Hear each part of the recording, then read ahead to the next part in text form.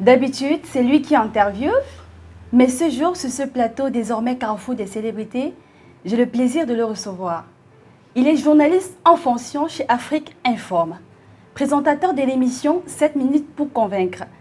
Alors, saura-t-il me convaincre et vous convaincre au cours de cette émission? Ça, nous le saurons. Alors, permettez-moi d'accueillir sur ce plateau comme il se doit, Monsieur Romary Tenda. Bonjour et bienvenue. Bonjour Miss Dadidan, bonjour à tous les téléspectateurs. C'est un plaisir pour moi d'être là. Sans toi, chez nous. Je me sens très à l'aise. Comment ça va? Bah écoute, ça va super bien. Je vais très bien d'ailleurs, excepté mon timbre vocal qui a un petit souci. Subi un choc. Oui, mais ça va tout progressivement. Je vais bien, un peu comme un bon Camerounais. D'accord. Alors, Romary Tenda, je peux te tutoyer ou on s'en vouvoiement? Bah écoute, tu peux me tutoyer, surtout pas de vouvoiement. D'accord. Parce que je suis free en tout cas. Là, ça m'arrange. Alors, dis-nous, qu'est-ce que tu penses de la jeunesse camerounaise actuelle? Travailleuse, paresseuse ou encore immobile? Je pense que, comme dans toute jeunesse en Afrique et dans le monde, on retrouve ce type de catégorie de personnes. Mais la jeunesse camerounaise particulièrement, je pense que c'est une jeunesse extrêmement travailleuse. Parce qu'il n'y a qu'à regarder le nombre de start-up qui existent au Cameroun aujourd'hui et qui contribuent à l'essor économique pour comprendre que les jeunes, en fait, ont un seul objectif et un souci, c'est de se prendre en main, c'est de travailler, c'est d'aller au challenge et c'est surtout pas de baisser les bras. L'économie camerounaise aujourd'hui repose essentiellement sur ces start-up, même si on a des grandes firmes internationales, mais ces start-up sont la plupart du temps portées par des jeunes qui ont des projets, qui n'hésitent pas de se jeter à l'eau. Toujours est-il qu'il existe des jeunes c'est un jeune qui se caractérise par le fait de se galvauder, ou alors le fait d'appartenir à une certaine caste sociale, cigarettes, boissons et autres. Mais il y a beaucoup de jeunes qui sont consciencieux et qui prennent sur eux de travailler chaque jour pour l'avancement de tous les secteurs au Cameroun d'ailleurs. D'abord, si on part sur le plan de l'âge, vous allez vous rendre compte que la population camerounaise est extrêmement large. Et si vous allez du plus petit comme au plus grand, vous allez vous rendre compte que la plupart des jeunes dans presque tous les secteurs d'activité se distinguent et travaillent énormément.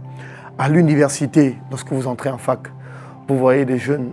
Combien de licenciés compte le Cameroun? Ils sont extrêmement nombreux. Combien de personnes qui ont à la fois la maîtrise ou alors le master se baladent un peu partout dehors? Ils sont très nombreux. Vous comprenez que si on avait une jeunesse qui ne bosse pas, qui ne travaille pas et qui s'attarde uniquement sur des futilités, on n'aurait pas des statistiques qui démontrent aujourd'hui que les jeunes, non seulement sont éduqués, mais que ces jeunes-là, eux aussi, à un moment donné, sont capables de se prendre en main. Les jeunes d'aujourd'hui se lancent beaucoup plus dans le secteur informel pour pouvoir émerger, aussi avoir un gagne-pain quotidien. Comment on explique ça? Alors, ça s'explique par la conjoncture de l'emploi au Cameroun. Les emplois sont de plus en plus rares, sont de plus en plus difficiles, sont de plus en plus compliqués. À cause de quoi? Écoutez, à cause d'une certaine volonté politique qui ne cadre pas forcément avec ce que les jeunes recherchent. Moi, je dirais par exemple le favoritisme ou encore les relations. Oui, tout ça participe à cristalliser ce climat. Mais toujours est-il que les jeunes se lancent dans le secteur informel parce qu'ils n'ont pas beaucoup de choix. Les entreprises aujourd'hui, même celles qui parviennent à recruter les jeunes dans les structures, vous allez vous rendre compte que la plupart des jeunes qui y travaillent sont dans des entreprises qui ne déclarent pas forcément au niveau de la CNPS. Ces jeunes, par exemple, n'ont pas d'assurance sociale. Ces jeunes n'ont pas d'assurance santé, maladie et tout ça. Ils n'en ont pas dans des entreprises qui, certes, sont fonctionnelles, mais qui ne déclarent pas l'effectif, proprement dit, de leurs jeunes employés qu'ils ont. Ça, c'est un problème. Et les jeunes se lancent dans le secteur informel aussi parce que l'État ne peut pas recruter tout le monde. L'État recrute certes chaque année à travers les concours, à travers un certain nombre de stratégies qu'il met sur pied, mais l'État ne recrute pas tout le monde. Et ces jeunes donc se retrouvent soit à bosser dans des entreprises où ils ne seront pas considérés à leur juste valeur, ou alors ils décident eux-mêmes de se prendre en charge à travers l'auto-emploi. Et quand vous êtes dans l'auto-emploi, dites-vous bien que vous allez vous retrouver dans le secteur formel. À partir de ce moment, vous devenez vous-même le propre créateur de vos propres richesses. Vous devez travailler jour et nuit comme un beau diable pour pouvoir trouver des moyens de subsistance. D'abord de votre entreprise, ensuite de vous-même qui êtes le boss, et troisièmement de votre effectif avec lequel vous travaillez. Mais ce que moi je retiens, c'est que quand on est jeune et on a des idées qui sont portées par des jeunes avec une équipe jeune, il faut faire l'effort d'être honnête. La plupart des patrons se distinguent par une forme de malhonnêteté parce que, dites-vous que quand vous bossez avec un patron qui n'a pas la possibilité, qui a la possibilité de vous inscrire mais ne le fait pas, je pense que ça ne participe pas à l'équilibre de l'employé qui bosse dans cette structure. Ça frustre l'employé et du coup, ça joue sur le rendement. Exactement. Et c'est déplorable parce qu'on est dans un système au Cameroun qui est essentiellement déclaratif.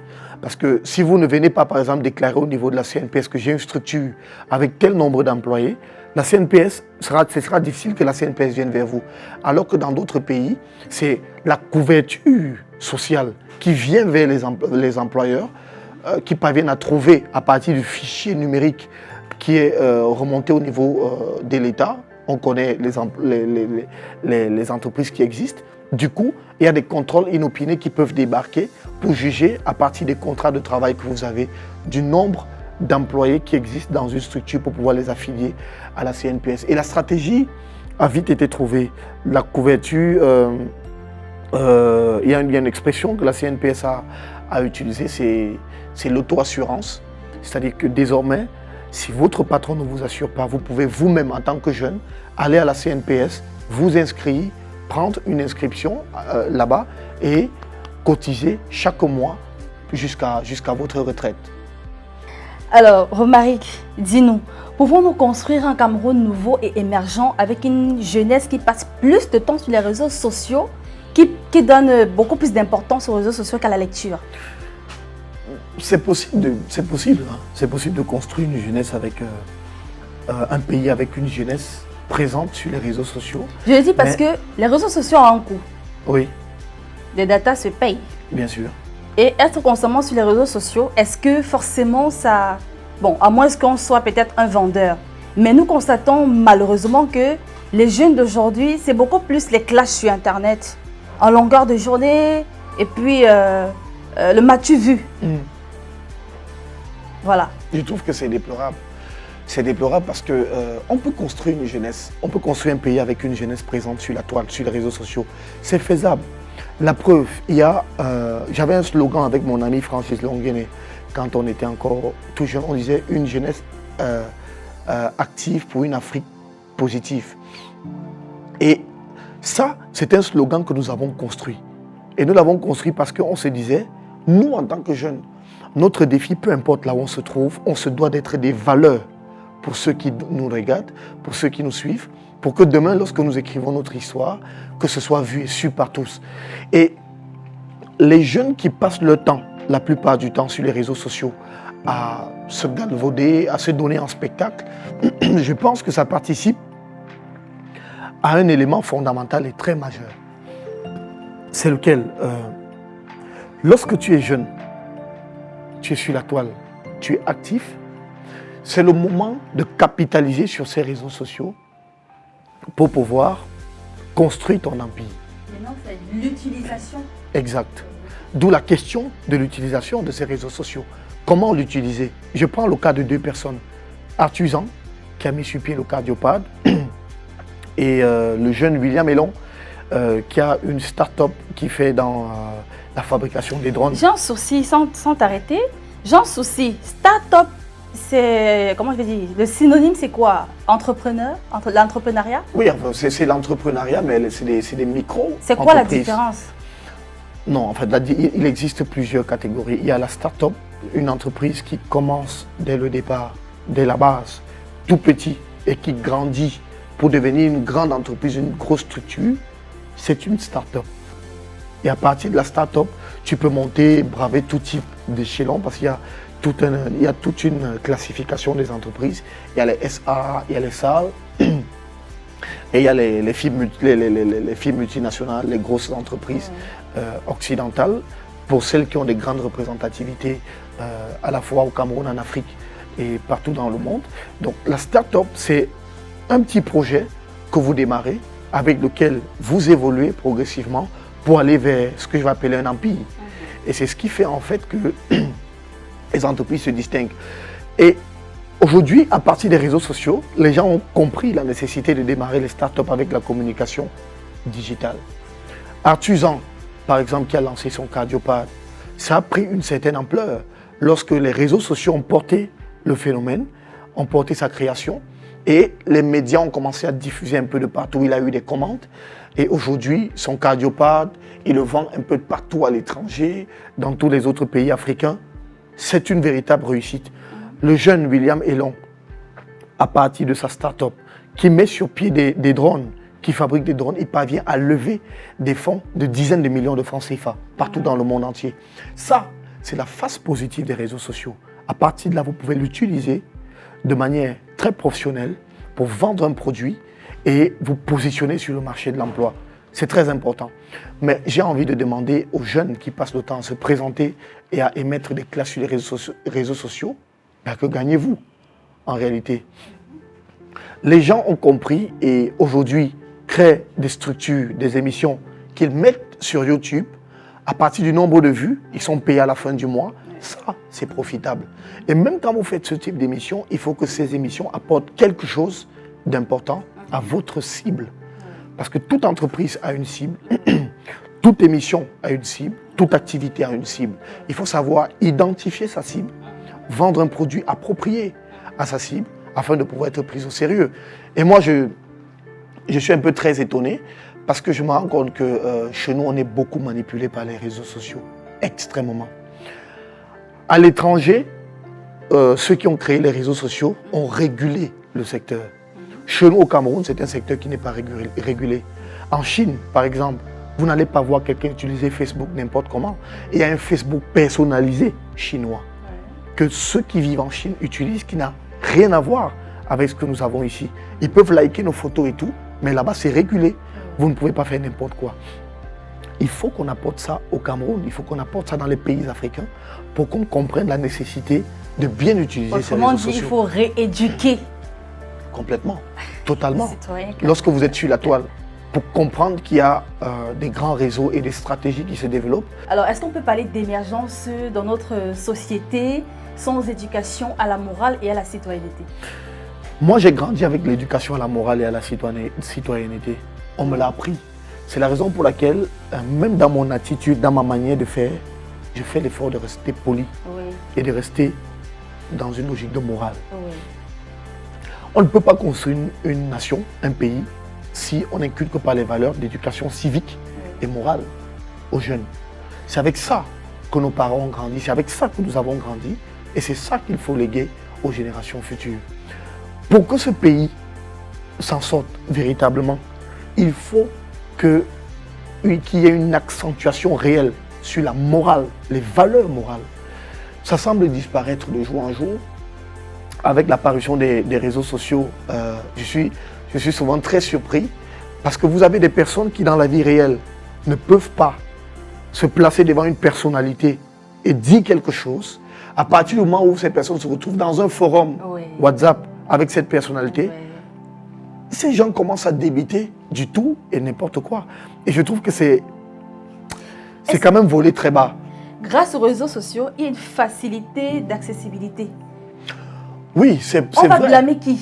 Non, c'est vrai.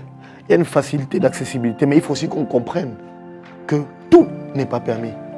C'est pourquoi dans tous les forums WhatsApp qui existent, ou même sur Messenger, il y a une charte, il y a des administrateurs qui sont là en fait pour faire ce qu'on appelle la veille et réguler les comportements dans les réseaux sociaux, dans les forums WhatsApp. C'est très important et il faut que les gens le comprennent. Ce n'est pas parce que vous êtes dans un milieu avec une personnalité, avec quelqu'un de très important, à qui vous ne pouvez même pas facilement vous adresser directement, que vous pensez que vous allez apporter votre éducation cacaleptique devant lui, devant cette personne et penser pouvoir être considéré. Non. Et excusez-moi du peu, mais aujourd'hui, les Camerounais utilisent les réseaux sociaux comme un exutoire. Un exutoire vis-à-vis des dirigeants, qu'ils trouvent qu'ils ne font pas leur travail. Ils sont obligés d'aller sur les réseaux sociaux, les insulter, Ça, c'est au les Cameroun. taxer. Oui, Faut préciser. oui, les taxer de tous les noms. Ce n'est pas qu'au Cameroun, même à l'étranger, ça existe. Le problème, c'est qu'à l'étranger, lorsque vous avez des égards de comportement, on vous poursuit en justice à partir des captures d'écran que vous avez fait. Même au Cameroun, aujourd'hui, ça existe, mais le processus est encore très lent et c'est encore vraiment influencé par les logiques de réseau et beaucoup de choses. Parce que si vous vous faites insulter, par exemple, par l'enfant d'une personnalité, vous portez plainte, il est fort probable dans ce pays que votre dossier ne prospère pas. Ouais. Je veux dire qu'il faut une justice et une équité pour tout le monde, Oui. à juste titre. Il faut que ce secteur soit vraiment régulé, soit toiletté. Moi, je le dis, je parle de cela parce que c'est l'un de mes principaux outils de travail. Mais c'est mon outil de travail parce que je produis des émissions qui vont en ligne. Mais dans la vie réelle, pour préparer une émission, tu n'as pas besoin de rester connecté 24 heures sur 24. Oui. Pour aller rencontrer un invité sur le terrain à qui tu vas tendre ton micro, tu n'as pas besoin de rester connecté. La réalité, nous avons une vie réelle qui nous accompagne au quotidien et que nous devons suivre. Les réseaux sociaux nous accompagnent juste à peut-être rester interconnectés, avoir une interchangeabilité avec les autres personnes, mais ne jamais perdre de vue un essentiel qui est celui de rester au contact de la vie réelle. Prenez aujourd'hui les personnes qui ont mis sur pied les réseaux sociaux. Ces personnes interdisent à leurs enfants, dès le bas âge, d'utiliser les réseaux sociaux. Font vivre leurs enfants dans des endroits complètement coupés et isolés des réseaux sociaux. Mais ils le font à dessein, parce qu'ils ne veulent pas que leurs enfants arrivent à une forme de dérive comportementale. Oui. Et ça, chez nous, on ne l'a pas encore intégré. J'ai l'habitude de dire que les réseaux sociaux sont arrivés au Cameroun à des personnes, excusez-moi l'expression, qui sont un peu comme la poule à qui on a donné la brosse à dents. Lorsque vous donnez une poule à une brosse à dents, est-ce qu'elle va pouvoir se brosser? Non. Il faut éduquer les populations, il faut leur enseigner ce que c'est les réseaux sociaux pour qu'il n'y ait plus d'égarement de comportement. D'accord. Alors, qu'est-ce que tu penses des personnes qui sont censées nous éduquer, de nos encadreurs? Est-ce qu'ils jouent correctement leur rôle? Il y a des encadreurs qui jouent leur rôle. Quand je parle d'encadreurs, je parle par exemple des parents, des conseillers d'orientation et puis des professeurs. Oui, il y a des encadreurs qui jouent leur rôle. Ils sont nombreux. On ne peut pas balayer ça d'un revers de la main. Oui. Moi, par exemple, personnellement, j'ai grandi dans un contexte assez difficile. Oui. Très difficile. Avec des parents qui me suivaient. Mon père me tapait beaucoup quand j'étais petit. Et à raison. Avec raison parce que j'étais très récalcitrant. T'es-tu? Oui. Mais à partir du moment où j'ai compris la nécessité de me ranger, je me suis rangé seul. Oui. Mais c'est parce que mes parents m'ont quand même poussé à arriver à ce niveau. Parce que si on m'avait laissé faire, si on m'avait laissé continuer, Les je parents peux ont donc eu une très bonne influence. une très grande influence. Et à l'université, mais avant d'arriver à l'université, déjà au collège, j'ai eu un encadreur qui était exceptionnel. Monsieur Ambadji, enfin beaucoup d'encadreurs qui m'ont vraiment aidé. Et en fac, j'ai eu des encadreurs magnifiques, formidables, qui m'ont vraiment mis sur la ligne. Maintenant, tout le monde n'a pas eu la même possibilité que moi. Et il y en a des parents qui, après avoir accouché les enfants, commencent l'éducation, quand ça les dépasse, ils abandonnent l'enfant. Je dis que ce n'est pas facile pour tout le monde. Et le schéma n'est pas classique. Pour ceux qui n'ont pas la capacité et la possibilité d'être pris en charge sur le plan de l'éducation, n'oubliez jamais un facteur. Il y a le facteur moral. Est-ce que vous savez qu'il y a un petit esprit en nous qui nous parle à chaque fois que nous voulons poser un acte, qu'il soit bon ou mauvais. Cet esprit nous donne le discernement pour savoir si ce que nous devons faire est mauvais. Et moi, c'est avec ça que j'ai fonctionné. Quand bien même j'étais en manque de conseils, j'étais en manque d'orientation, à chaque fois que je voulais poser un acte, je m'assurais que la maxime de cet acte que je voulais poser pouvait s'ériger en règle universelle pour ne pas être capable de blesser une personne avec qui je pourrais cheminer ou bien qui pourrait être mon alter ego, mon altérité ou alors mon interlocuteur. Donc, c'est extrêmement difficile et je trouve que les parents font de leur mieux.